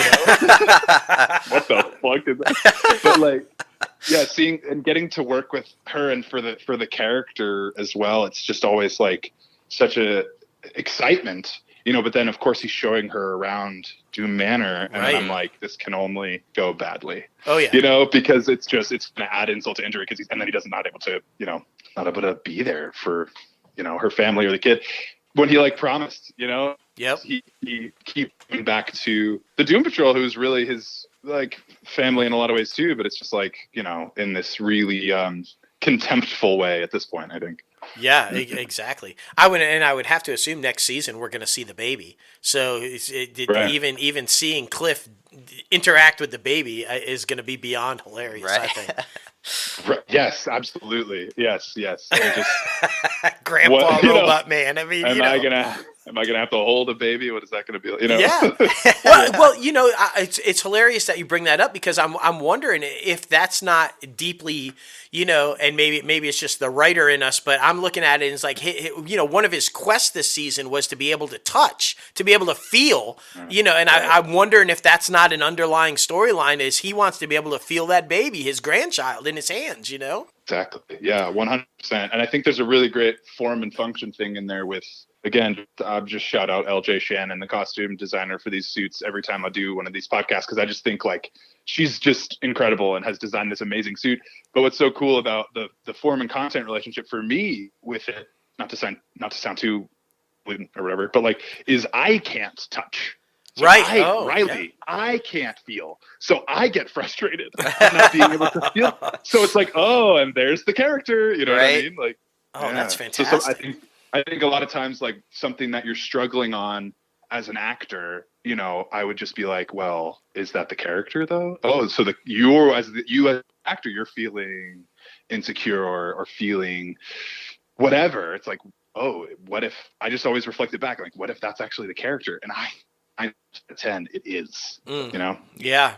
I just so yeah, whatever's happening in you naturally already, it's like, oh, that's what it is. That's right. what the character. That's that method acting right there. That's what that is. Like, yeah. Dude, I just think the performance has been just brilliant this year, man. It really has. To be able to convey everything that you convey strictly through movement, you know, it is just unreal. Because there are a lot of times. I mean, and don't get me wrong, everybody I'm sure is as huge a fan as we are of Cliff's. Dialogue, if you, you know, yes. I mean, you know, who can't love that, right? That. yeah. But it's the subtle movements sometimes that you bring when he's sitting there in silence, you know, and he's staring at something or he's pondering a moment, or when he's stuck, you know, like when he crashes back down to earth and he's stuck and he kind of just finally gets himself up and he's just standing there for a moment. The way you're able to convey that type stuff, dude, is just brilliant. Yeah. Thanks, man. I really appreciate that. Speaking of the language, like dialogue is pretty generous. What the fuck? Fucking, the fuckity fuck, you know. Fuck is every third word. What I did, though, was really interesting, like working with Cliff this season, I some points where, because I, you know, just a little bit about me, I come from the theater. Yes. You know? And so I come from Shakespeare, and I come from classical theater. That's sort of my home base, right? And before this, especially. And so there was a point in the season when I got frustrated with his lack of verbal acuity. Because as Riley, I like words, man. I really like words. I sound like Donald Trump. I love words. I love it. The best words. No, but I love using words to convey, you know, a point and a meaning. And with Cliff, it was so like, oh my gosh, like he is like probably has the education of like a sophomore in high school, right? You know, and it's just like, and it shows. But I got frustrated that I just like I started reading Shakespeare in my free time. I was reading Hamlet at night, you know, like you do. I sound crazy. Sure. I was reading Hamlet at night. And I remember working with Chris Dingus, who's one of the executive producers, and then he would talk about Cliff as Hamlet. And so it was one of these crazy synchronicities where I was like, dude, I'm fucking rereading Hamlet. Right. Some of these speeches in my free times, and I was doing it not thinking it was related to the work, but like, of course it was, you know. And I was like, because I was frustrated with Cliff's lack of, you know, language. Right. So I was like kind of going back and forth, and then it kind of came up, and one of the writers was like, yeah, so this is like a Hamlet moment. And I was like, dude, are you in my brain? Right. And I wonder if we'll see that evolvement of Cliff. Yeah, because I do feel like he's rediscovered himself a little bit now, and he's kind of come to a place where, you know, he's got a relationship with the daughter, and he's kind of mad as hell, but accepted what happened to him with Niles, and is kind of in this new place, you know. So I feel like he's evolving. Yeah, definitely. I think, and that's another cool thing again, that like season one, I was learning how to move in that clunky, beautiful suit, right? And so was Cliff. So it was this cool convergence of I was learning what to do and how to move. I'm doing it, see me, but I'm doing walk and shit. But you can't see me, so why am I doing that? No, but and it was a cool convergence of just like, okay, like I was figuring out what I was doing, and so was the character again, with like that being like kind of going in tandem, I guess, or my experience with the acting is parallel to the experience of the character. It's fascinating, I think. Yeah, definitely. I mean, it's a whole new level of method acting. I mean, you're like literally learning as the character goes, you go. Right. That's amazing. Right. Thank you. Yeah. What actors typically do is bounce from gig to gig. You know, it's like 3 months here, 6 months here, whatever. You know, like bounce around. And so what's this opportunity is to really be able to develop, and for me, as you kindly pointed out, like really be able to develop like a physical mapping and a physical language for what means what. And that was the real joy of season 2 for me, was like, ooh, I can keep going. You know what I mean? Right. They're allowing me to continue doing this, and then I took it as a challenge and an opportunity to like grow in depth with his physical like communication. Right. Definitely. Right. Yeah. Definitely. I by far think my favorite scene this whole season was your fight with Jesus. I mean, that was absolute. I thought you were supposed to be all holy and shit. Like, or peaceful. Like, it's fucking so hilarious. I mean, that's our guest from last week, Joshua McHale, and like your guys' like interaction was just brilliant. Yeah, dude, that was so fun to do. It was just like, that was again another thing, reading along the same lines of like, oh, there's another shuttle. It was like, you know, everyone fights their imaginary. Right. Oh yeah, Cliff's gonna fight Jesus Christ. Right. Right. And nobody saw that coming. Like, who would have ever thought Cliff's imaginary friend is Jesus? Right. Well, right, exactly. It was a total left turn. And Tom Williams, the stunt coordinator too, I think just did such an incredible job doing that. And Jordan Malone, the Robot Man stunt too, getting lifted through the. I'll do a decent amount of my own stuff, but Jordan does all the stuff on the wires and getting pulled around, and he's just I just think they all do such a great job. Absolutely. If I didn't shout them out here. Yeah, I mean the scene just, I mean, for anybody who I mean, I hate if they haven't seen it, but too bad, spoilers. But we're used to Cliff, right? We're used to Cliff dropping the F-bomb every other word and being, but when you see Jesus cursing back at him, like whatever he says, titty fuck or whatever the hell he said there, it's just so you have to stop and go, what am I watching right now? Like, it's just insane, man. Yeah, man. Oh my gosh. I like that one moment I was able to get in a sign of the cross. Yes. Or something, and I remember just like signing the cross. I was like, this is, and no one like, and I'll just do stuff until someone tells me to stop. There you go. Right. So it's like, okay. Exactly. Exactly. Love that. Well, and I got to tell you, another one of my favorite scenes, and it's right up there with the Jesus scene, is the Steel and Stone 70s like show stuff. Dude, that was so unbelievably epic. If you're old as dirt like me and you can appreciate like a Starsky and Hutch or, like a throwback to that era, that was so fucking funny, dude. Yeah, man. Yeah, and Glenn Winter directed that episode. He directed our pilot, and so it felt like, and that's like a paternal relationship when someone directs a pilot. They come back, and you're like, oh, like it felt like Dad was coming back, And so he came back, and it was so funny because that scene started off in the script as like scene 47, and it was like a quick montage. It was like 2 or 3 things. I'm not kidding. It was very short. Oh wow! And then we started doing it, and Glenn started having so much fun that it started becoming 40A, 47C, 47. I'm not kidding. It got to 47 like M or 47O. Like we did so many things. And I remember, Javan, just like that was some of the most fun because, as you guys know on the show, like a lot of the comedy comes from real circumstance. So it's like, if it's funny watching it, like that's totally part of the point because it's like real circumstances make the humor, and because of these like futile acts of these people going up against brick walls, but like for the person experiencing it, like it's dismal. And so like a lot of the show, it's like hard to do these heart-wrenching scenes with your daughter, or, it takes this kind of emotional toll. So being able to do Steel and Stone was like so satisfying because it was like fucking Charlie Chaplin slapstick. It was like such a delight. Oh my gosh, dude! It was that I would literally watch that show if they were to do a spinoff with that show. I would watch it. I think it would be huge. Honestly, I got to tell you. We were doing it, and I remember like Javan Wade, who plays Cyborg, and we were just like, dude, people are gonna lose their shit. This is like the best.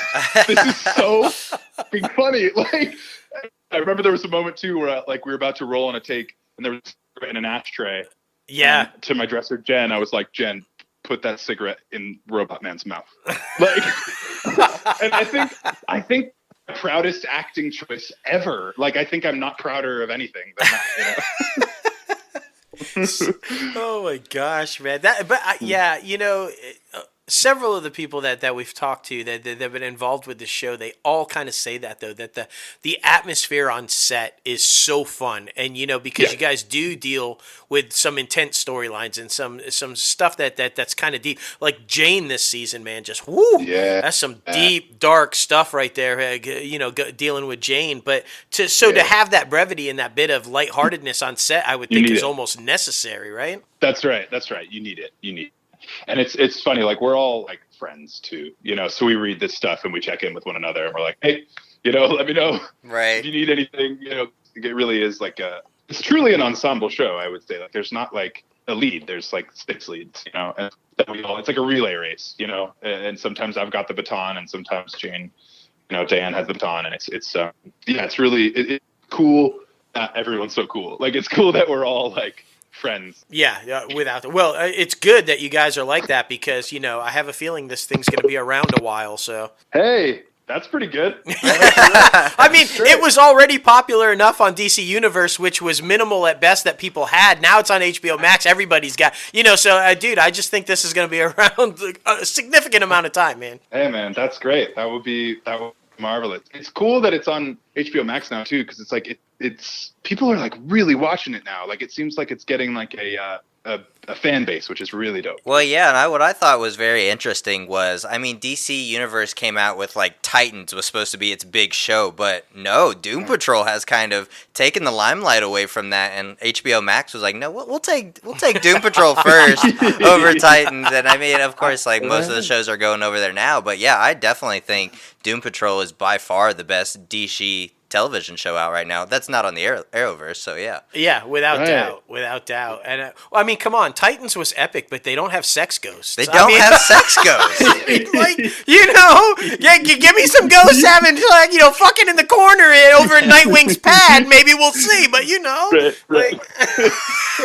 You heard it here first, folks. Yeah, they're so random, dude. They're just like anywhere, it's just kind of like, They're over our heads right now doing doggy style. And position friendly. Yeah, that was the other thing. It's like, if you ever needed to see the Katra Sutra on, like, it's everywhere right there. Like, it's crazy, man. Little did we know, Doom Patrol is how to teach people different positions. Like, yes. Oh, my gosh, man. Sex positive, very body positive. It's very good, How y'all kept a straight face through any of that is beyond me, man, because I do not know, man. So many of the lines and the dialogue this season have just been like, I always like when Cliff delivers, dude, like when he lands back on Earth and he stands up and like, what kind of a person fucking sends somebody to space and leaves them there? Like, fuck! And just like, tiny type of things like, words you would never even think would come out of somebody's mouth, but there it is, this guy's been left in space and crashes back to Earth. Right. And putting fuck, the creativity of where the fuck goes, Oh, dude, right? Yeah, you've got to be the most creative person ever with the word fuck. There's no doubt about it. I mean, the way you and the writers pull that off is just absolutely brilliant. Well, and then you go back doing it for, a couple months, and then you like talk to, your family or your mom on the phone, and like you're just used to cursing a lot. Shit. And then you're just like, oh fuck, I'm a total fucking pirate. Like, oh my gosh, man. So, what are your thoughts on like the whole kind of DC universe and where it's all kind of headed, man? Because I want to talk a little bit too, because we're super pumped about DC fandom. Really looking forward to that. But like where it's all kind of going and how they seem to keep doing there isn't one established universe now. It's like, there's several different Batmans and there's several different this or that. I mean, what are your thoughts on that? Because I know for one, we'd love to see Doom Patrol pop up somewhere in a feature or a crossover with the CW shows and stuff. What are your thoughts on this whole there's so many different versions type thing? Yeah, I think it's interesting because then they can all be, I mean, I think it's a really good practical choice because then they can all be self-contained in their own world and they don't have to, like be careful about that kind of thing. But yeah, like sometimes I'm like, oh man, like season 1, episode 11 or something like that. When Cliff is in the swamp, I was like, Swamp Thing's got to come out and just make a cameo. Like, we got to fly Derek Mears out here for like a day and a half. That's right. And just do a little pop up and not even say anything about it because it'd just be like, I just know that with this kind of world, that's all like these cameos and these kind of Easter eggs are all kind of part of it. But yeah, I don't know, man. I also saw there were some shakeups at DC Comics recently too. I think it's like an interesting time for businesses everywhere trying to figure out how to be the most streamlined and effective. But story wise, yeah, it's definitely interesting because it would be dope to play with like another show and do a crossover and just like compare what we think is normal for us, and then we'd go to Titans and be like, well, I think the popularity, dude, of Crisis on Infinite Earths and the major crossover there with just even the cameo appearances went over so massively well that I think that it just opens up so many doors for possibilities for all of these different shows, man. Yeah, it would be dope. And I mean, I think Doom Patrol's a show, and I think Legends of Tomorrow, likewise, are shows that could do things with time and space that the viewers would go, yeah, absolutely. Where we could end up. You know what I mean? Like I'm not on the writers team. I'm not a producer. I'm not, so it doesn't have any weight. I'm totally speculating, but it's like, yeah, like that would, if Doom Patrol would end up in another world, I feel like it would be us going to them a little bit because we have some device that sends us to an alternate. Oh yeah, absolutely. Yeah. Yeah. I mean, because that they were dealing with like mystical beings and magic and it totally fits that world, where it's far more likely than seeing them pop up in the Arrow, the Arrow world where it's so grounded in reality, I feel like exactly. Queen ain't seeing fuck ghosts anywhere. I mean, I'm just saying. Right. And I feel like if we had a time machine, it would be made out of like a cat's butt or something, Oh my god! Maybe it should be in the writers' room. That'd be fantastic. Hey man, I love those guys. I'm always just like so in the writers' room where they do something called Blue Skies, which like they let themselves. It's all good for a period of time. Mm-hmm. It's like they just go. The writer Tom Farrell, who's become a pal of mine, and he just says they just have this period where nothing is off the table, and I think that's so cool. And I just feel so proud and happy to be on a show that kind of can do whatever it wants, and is set up a kind of system for it to do that. And to be able to be the kind of show that expresses what we express about trauma. Like the amount of messages I've received on Instagram from people who are like, hey, Cliff has helped me get through this hardest time in my life. Mm-hmm. And that I've gotten so many messages about that. And you're just like, whoa, dude, that, if that's not the reason to do something, I don't know what is. I'm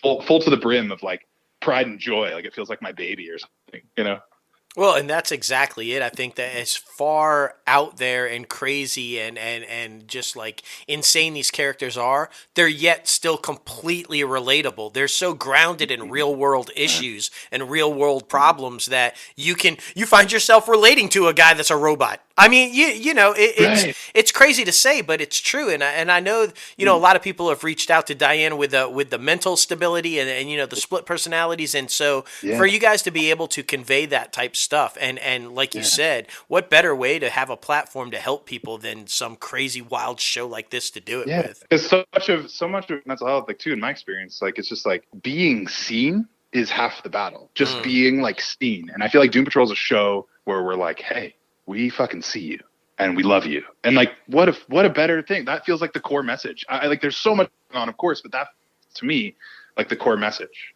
Yeah, and Logan and I were literally just talking about this, but before the interview about how, in real life, individuals are flawed.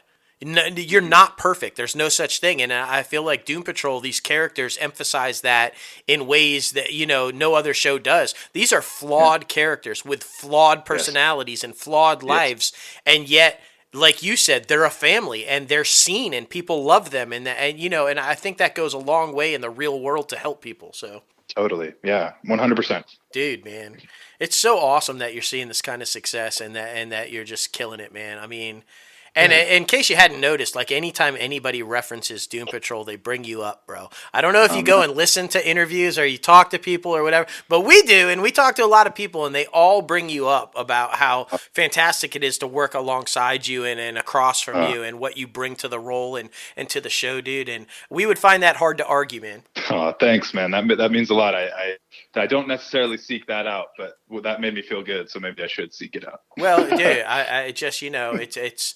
We say it all the time, but we cannot think of a better person for all this success to happen to, dude. You have been, it's just well deserved and well coming for you, man. Thanks, man. Thank you very much. I really appreciate that. And dude, thanks for staying humble, bro. Because Exactly. we knew you win, bro, and and now you no, I'll come on the show still. It's fantastic. It's great. Of course. Look. I've been with the same wonderful woman for 7 years, and I attribute a lot of that to her, I'd imagine. Yeah, just staying, grateful for the good things that are happening and the abundant world that this job has been able to create for me. Dude, yeah. Man, I remember doing a self-tape for you. Yes. 2016. Dude, yeah, people don't know, but you did a little singing in that self-tape, with a couple other, and look, man, I am so bummed that the producer on that project fell out, because I was like, no, I want to direct this dude, man. He's so badass, but we're going to make it happen, dude. We are going to have that happen, and maybe we'll pull out that tape somewhere. Yeah, right? Right.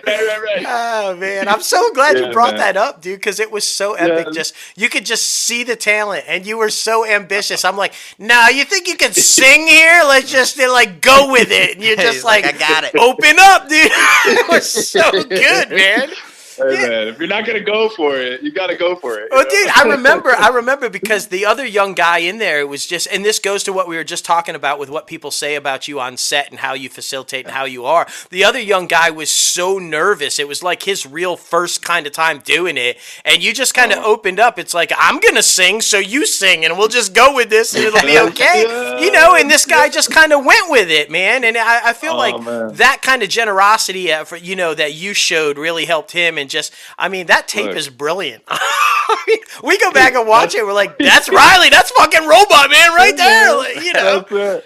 Oh, I think that's all part of it, man. And for anybody who comes on set, it's if you feel seen, if you feel happy, if I can make you laugh, if I can make you feel like you're here, you're gonna do a better job. Yes. You know what I mean? Yep. So it's like as much as it's tandem. Like you, it's good for me. It's good for the show. And it's just I've been in that position before where I've come on sets or I've come on things as guest stars or whatever, and I've just been like, whoa, and you're nervous, and there's nerve, sure. And anything to try to quell that. It's like, come on in. You're part of the family. Let's do it. So I try to make that, and I think everyone does that too. On our set, all the leads are just so sweet, and I feel it's a good environment. I don't know. I can't think of a better way to end that, man. We're super stoked to watch DC Fandom, so we're going to be tuning in for that. And just open invite, man, like always. Yeah. Anytime you want to come back on and talk, dude, you're more than welcome. And I think I speak for everybody involved with us that, hopefully down the line we get to work with you, bro. We most certainly would like to be in a project with you, be involved with you, and have that happen, because we just think you're phenomenal, dude. I'm so happy to be back in the Crazy Ant Farm. Yes, well, we're happy to have you, dude. We consider you family, dude. You're honorary Crazy Ant, no doubt. Hell yeah. And man. like I said, dude, have an awesome rest of the day, man. And just we appreciate you so much. Honored to have you as a friend, bro. Hey, likewise. It feels cool to return. So thanks very much for having me back. It's cool to check in. We'll do it again. Oh, absolutely, man. Season 3. No telling what we'll find out, right? Hey, man, here's to hoping. All right, man. Take care, bud. You too. Bye-bye. All right, See bye-bye. you, brother. So good, bro. So freaking good. I love that's the positivity coming out of his mouth. And the generosity. I Yeah. mean, really, like, this is a guy who, like, it just seems like no matter what level he reaches, it's like, what can I do for you? Exactly. How can I help you? And, I mean, just unbelievable. Just a really good guy. It's man. almost like, I know it's always good to meet new people and branch out, and it's all about building contacts, but I always love when we have the return guests come on because we know each other's personalities, we can just sit around, shoot the shit, and talk about this specific thing, especially something like Doom Patrol that is so freaking epic right now. Exactly. And beyond, pleasing and nice to see that. The first time we talked to him, Doom Patrol was just coming. Yeah, exactly. And Riley Shanahan is not a household name at that point, Yeah, right? but now everybody knows who Riley is. Doom Patrol's this massive hit, and yet you go back and listen to that first interview, you listen to this interview, that's the same guy. Exactly. And I mean, that's so nice to see when I don't know, man. It's just great. It's so good, so good. Thank you again, Riley Shanahan, for coming on the show. Alright, guys, now it is time for the top 5 segment, and holy shit, Jason, our podcast producer, is making these motherfuckers so damn hard. He is. He ain't making it easy. No. And I mean, rightfully so. It's supposed to be like top 5 overall ever, like, but damn, man. Damn, thank you so much for making this so good, bro. You're doing great. You're doing great things. But this week, it is top 5 cult classics. Holy shit. Like, it's so hard. This one was tough. Going back and thinking about it, and I mean, there's multiple movies that have been on other lists of ours, other top 5 lists of ours. Sure. But, I mean, I'm trying to think about, and for my list anyway, for at least most of them, I was trying to think about huge cult standalone movies, that didn't have, sequels or anything like that. But like I said, the majority of my list. Number 5 for me is Office Space. Stabler. I'll burn down this fucking place, Stabler. But I mean, Jennifer Aniston, Lumbar. Oh, yeah. I mean, that movie was it was basically The Office, the movie. Right. It was so good. It was so good. I mean, so many people that went on to do bigger and better things in that film, and I mean, not a lot of people watch that one because it's hilarious. It's just dry as fuck, so funny. Gary Cole, that's maybe the most favorite role I've ever seen him in. Right? He's just fantastic in that film. I don't know any other way to say it. I know. Just brilliant. Okay, my number 5, Mr. Kurt Russell. Escape from New York. Snake. Yes. If you've never seen this movie, watch it. It's like a classic 80s, action adventure film, but it is the most twisted out there kind of a thing you will ever see. It's just brilliant. Like you said, I don't know how many people really saw it, but it most definitely has a huge cult following. If you were born or anywhere near or in and around in the 80s, you watched this film. You love this film. So, and if you're a Kurt Russell fan, they're constantly talking about a sequel to this thing, or a reboot to this thing, but it never kind of happens. So, and I hope it doesn't, because that would kill everything as far as its cult status. Yeah, exactly. Escape from New York. Just leave it alone. My number 4, taking it back to the 70s, late 70s, The Warriors. Yes. Come out to play. Yes. Such a good one. It is about proud of you, a 70s film, right? man. Fucking gangs of New York, basically. Yes. Everybody has their own cliques, and they were just trying to get back to Coney Island. This group of guys, they got framed from some shit they didn't do, but it was just so damn good because each one of the gang members are their own individual person that is probably their own individual personality traits that could be found in all of us. We all have the aggressive side, we all have the quiet side, the thinker, we all have the leader status, we all have the backseat status, and I feel all of those different aspects of oneself were shown in this gang of guys. So it was so good, man. So good. And then Rockstar Games did a Warriors video game, which was so badass. So good. So, yes, number 4 for me, The Warriors. Good. Yeah. I love the explanation, too. Yeah. Fantastic. Great. Number 4 for me, started as a cult classic, then kind of found some ground, and then when Quentin kind of just took off, and now everybody has seen it. Everybody. But when it first came out, it was kind of one of those rare, not everybody saw it. Like, if you did see it, you were like questioning, what the fuck is this? What am I watching? Pulp Fiction. Yes. Pulp Fiction. So damn good. Man, the briefcase, the dancing, and just like Bruce Willis, Ving Rhames, like all these insanely awesome people, Uma Thurman, John Travolta, all these like crazy people in this film. It was just epic. Yeah. Talk about an out there kind of a storyline where you had no fucking clue. No idea. What was going on. This is like Tarantino at his ultimate like best, like what the fuck. Exactly. Just brilliant. Yeah, fucking my favorite part about the whole film is fucking Samuel L. Jackson at the very end. My wallet's the one that says badass motherfucker on it. Right. Like, I honestly have almost bought badass motherfucker wallets so many times because of this film. But anytime Samuel L. Jackson is on screen in this movie, it's so damn good. Especially when he's like doing the preaching thing before he kills that guy. Like, Oh yeah. So damn But the good. entire conversation about what they call the quarter pounder with the Yeah, Royale, and yeah. like, that whole context of that conversation is worth the film alone. Exactly. Like it's just so good, man. So Exactly.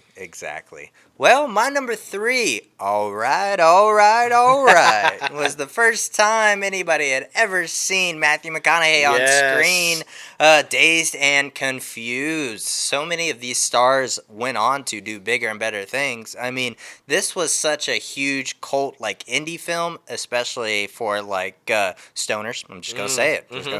But fucking, like, Richard Linklater, the fucking director, I mean, he did Slacker and a million other indie projects. Like, he inspired so many people like Kevin Smith to become filmmakers and do these amazing things. But, like, I mean, you got Jason London, like I said, Matthew McConaughey, Joey Lauren Adams, like Ben Affleck. Ben Affleck was in that motherfucker. A lot of Kevin Smith's peeps. Yeah, exactly. I mean, when you think about it. Exactly. But this was such a good freaking movie. I grew my hair to be exactly like Randy Pink Floyd. Like, I was that motherfucker. But, so, yeah, go if you haven't seen Dazed and Confused, be sure to go watch that shit. Yes. My number 3 is yet another filmmaker who inspired an entire generation of filmmakers to come up and do their thing. I'm talking about Mr. Sam Raimi. And if you know Sam Raimi, then you know where I'm going with this one. My number 3, The Evil Dead. Bruce Campbell. Groovy, baby. I mean, it is the epitome of cult horror movies, okay? Yeah. I mean, so many movies have tried to spawn off of this and follow in this kind of a genre of horror, and they've all failed miserably. Yeah. Like you just what Raimi was able to do with Bruce Campbell and pull off in that film was absolute. And the sequel was good, Army of Darkness. I mean, and I didn't hate the new remake with Jane Levy. I thought it was kind of good, but I just don't think you're ever going to capitalize on what Raimi was able to do with.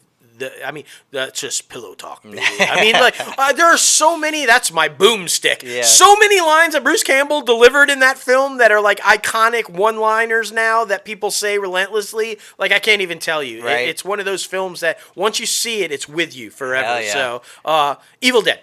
The Evil Dead. Evil Dead. All right, my number 2.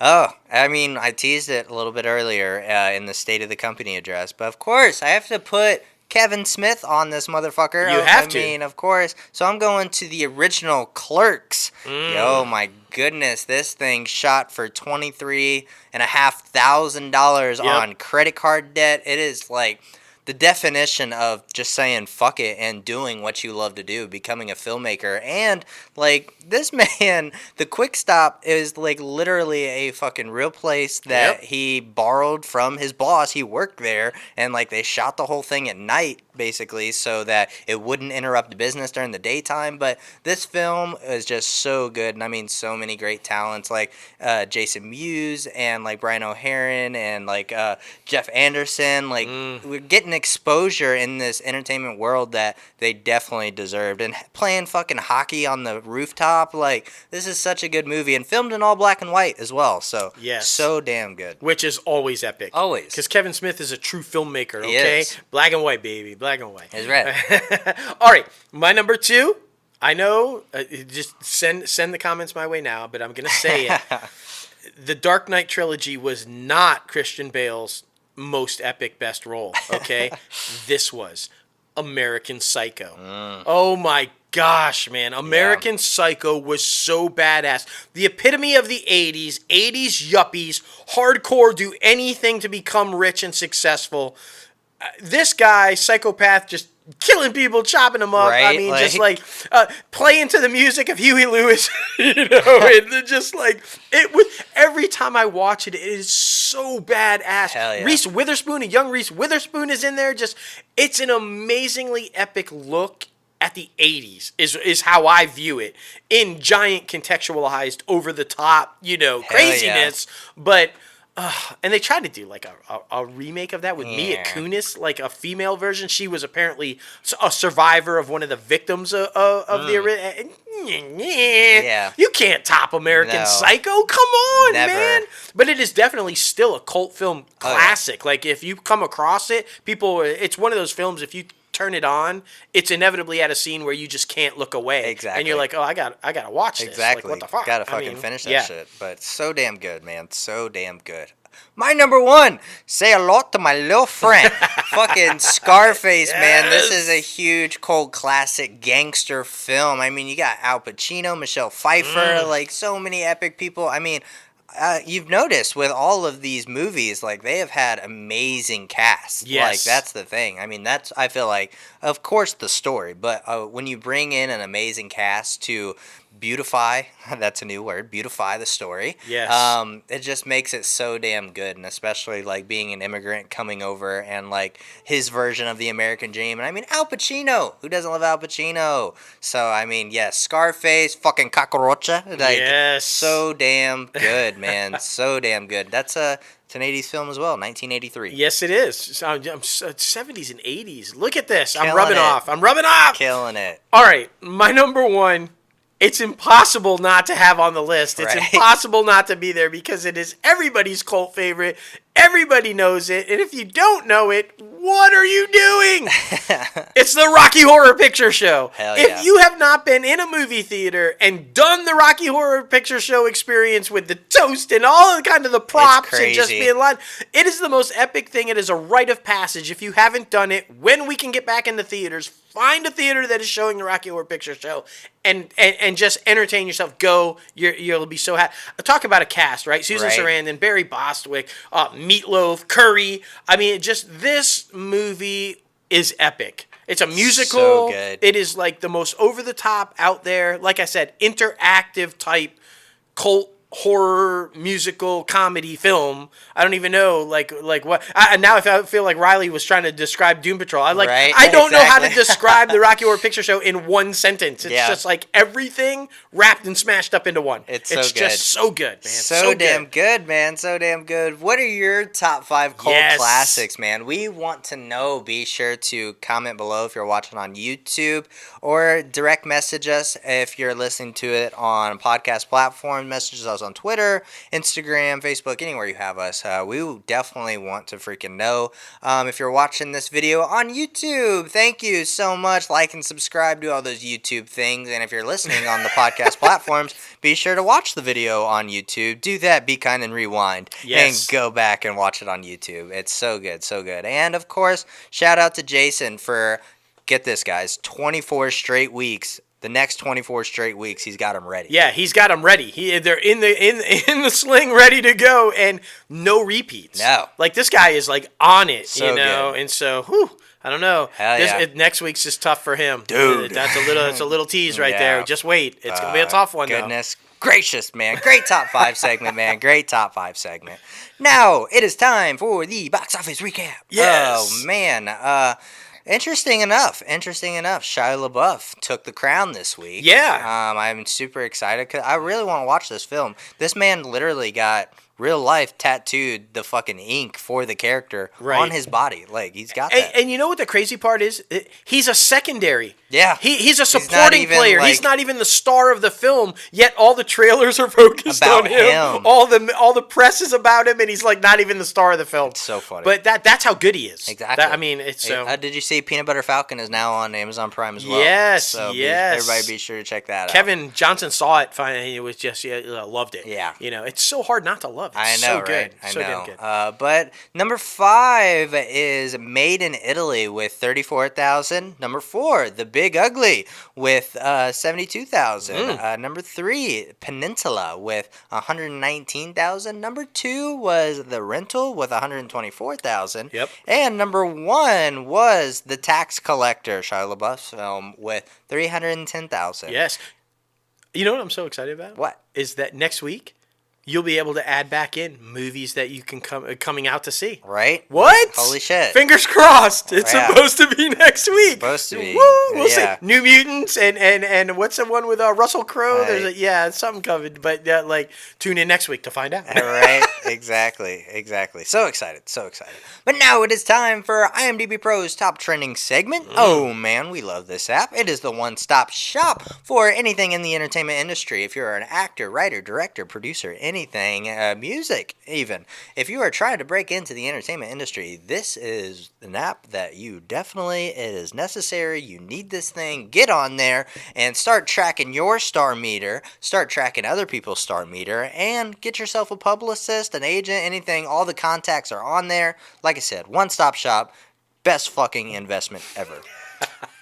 That's a promo, bro. That is was a so promo. good. Like, That's a bro. The only thing that would make that better is if Riley came on and said "best fucking app ever" at the end. Right, Like, it's a fucking fuck. It's just like we can't stop. We're sorry. Can't We're stop, sorry. man. But interesting enough, the top trending film this week was Yeah. Knives Out. What? Ryan Johnson's Knives Out. It came back. It Yeah. shot. We don't know why. Is it making a resurgence in the theater? Is it going to reopen in the that's a theater? good question. I don't know. But it's back at the top of the star meter. So Yeah. brilliant movie, by the way. Yeah. If you have not seen it, go see it. Chris Evans and the gang. It's just awesome. Yeah, I agree. Ben Affleck's girlfriend. Yeah, right. She got off the motorcycle for long Yeah. enough to shoot that film, and Got then it. got back on. Hell yeah. The top trending TV show is The Umbrella Academy, still rocking and rolling with Yes. season 2, so be sure to check that out on Netflix.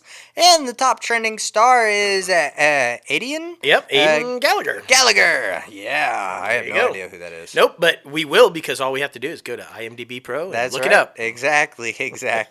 Well, thank you guys for getting a little crazy with us on episode 125 of Inside the Crazy Ant Farm. We got to thank our guest again, Riley Shanahan, for coming on the show and talking a little bit about Doom Patrol Season 2. Be sure to follow him on Instagram at Riley Shanahan. I think he has a Twitter, but he's not very active on Twitter. Yeah. So follow him on Instagram. Yes, follow him on Instagram. Definitely.